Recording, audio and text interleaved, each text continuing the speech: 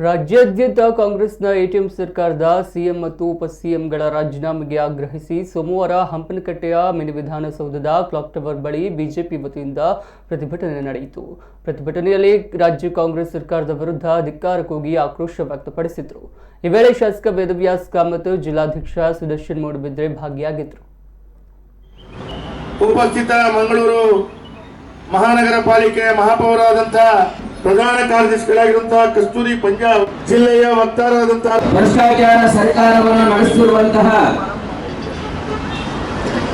ಸರ್ಕಾರದ ಮುಖ್ಯಮಂತ್ರಿ ಸಿದ್ದರಾಮಯ್ಯ, ಉಪಮುಖ್ಯಮಂತ್ರಿ ಡಿ.ಕೆ. ಶಿವಕುಮಾರ್ ಅವರು ತಕ್ಷಣ ರಾಜೀನಾಮೆಯನ್ನು ಕೊಡಬೇಕು ಎನ್ನುವ ದೃಷ್ಟಿಯಿಂದ ಕರ್ನಾಟಕದ ಎಲ್ಲಾ ವಿಧಾನಸಭಾ ಕ್ಷೇತ್ರದಲ್ಲಿ ಭಾರತೀಯ ಜನತಾ ಪಾರ್ಟಿ ಒಂದು ಪ್ರತಿಭಟನೆಯನ್ನ ಮಾಡ್ತಾ ಇದೆ.